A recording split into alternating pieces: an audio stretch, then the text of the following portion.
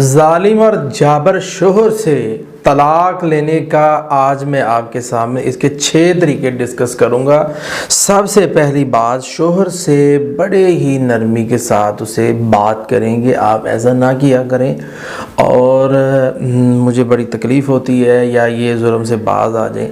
آپ اسے ایک نصیحتانہ انداز سے بات کریں، نہ بات کو سمجھے تو آپ خلع کا مطالبہ کر دیں کہ میں آپ سے علیحدگی چاہتی ہوں، لے دے کے اپنی جان چھڑا لیں۔ اگر یہ وہ طلاق آپ کو دے نہیں رہا تو پھر قانونی طریقہ اختیار کریں، عدالت کے اندر پراپر اس کا خلع کا کیس دائر کریں اور اسے جج فیصلہ کرے گا، جان چھوٹ جائے گی۔ اسی طرح آپ یوٹیوب سے یا شرعی جو لوگ فتویٰ دیتے ہیں، صحیح بڑے امپورٹنٹ عالم دین، ان سے رابطہ کریں، انشاءاللہ تعالیٰ وہ آپ کو راستہ دکھائیں گے۔ اس طرح دعا بھی کریں شوہر کے لیے کہ اللہ تعالیٰ اس کو ہدایت دے، استخارہ کریں کہ کیا میں طلاق لے لوں۔